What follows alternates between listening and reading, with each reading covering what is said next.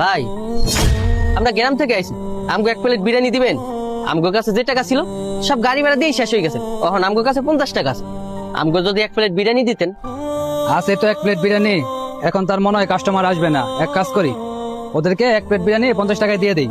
আচ্ছা ভাই, আপনারা ভিতরে যাই বসেন, আমি দিচ্ছি। আচ্ছা ঠিক আছে ভাই, চল।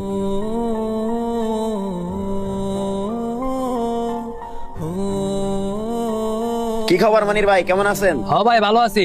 আজকে তো দেরি করলেন যে? আরে ভাই আর বললেন না, অফিসের কাজ শেষ করতে একটু লেট হয়ে গেছে। আপনি এক কাজ করেন, এক প্লেট মোরগ পোলাও দেন। বিরিয়ানি আছে তো মাত্র এক প্লেট। এই বিরিয়ানিটা যদি মিরাজ ভাইকে দেই তাহলে পাবো 150 টাকা, আর যদি ওদেরকে দেই তাহলে তো পাবো শুধু 50 টাকা। এক কাজ করি, এই বিরিয়ানিটা মিরাজ ভাইকে দিয়ে দিই। আচ্ছা ভাই, আপনি যাই বসেন, আমি দিতেছি। আচ্ছা ঠিক আছে ভাই। ও বাবা, দেয় মাকে। দিব ব। আচ্ছা।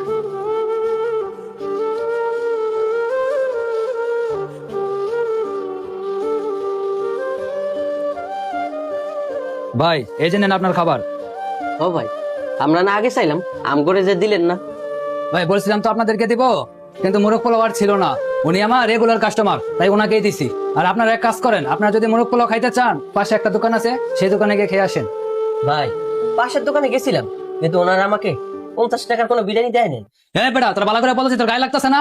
ওনারা দেন, আমি তোমাকে লেগে বাইরে দোকান থেকে। ভাই, দেন না এক প্লেট বিরিয়ানি। আমার ছেলেটা ক্ষুধার জ্বালায় ছটফট করতেছে, সকাল থেকে কিচ্ছু খায় নাই। আহারে, এই ছেলেটা ক্ষুধার জ্বালায় চটফট করতেছে। এখন কি আমার এই খাবারটা খাওয়া ঠিক হবে? না, আমার এই খাবারটা খাওয়া ঠিক হবে না। বরং আমি এক কাজ করি, ফোন আসার বাহানা করে খাবারটা ওনাদেরকে দিয়ে এখান থেকে চলে যাই। হ্যালো, হ্যাঁ হ্যাঁ, আমি এখনই আসতেছি। আচ্ছা ঠিক আছে ভাই, আমার একটা ইমার্জেন্সি কল আসছে, আমি এই খাবারটা খাইতে পারবো না। আপনি এক কাজ করেন, এই খাবারটা ওনাদেরকে দিয়ে দেন, আমি এই খাবারের বিলটা দিয়ে যাইতেছি। আচ্ছা ভাই, ঠিক আছে। আচ্ছা।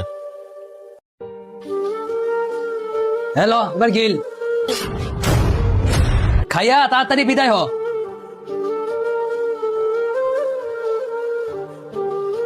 এই ভিডিওটা দেখে কি বুঝলেন? সব সময় নিজের চিন্তা করলে হয় না, কিছু কিছু সময় বিবেক দিয়ে মানুষের বিপদের কথাও ভাবতে হয়। কারণ খারাপ সময় কখনো বলে আসে না, সেটা আপনার আমার জীবনেও আসতে পারে। তাই আমি বলতে চাই, চোখের সামনে যদি কোনো মানুষকে ক্ষুধার জ্বালা আর্তনাদ করতে দেখেন, তাহলে অবশ্যই তাকে খাবার খাওয়াবেন।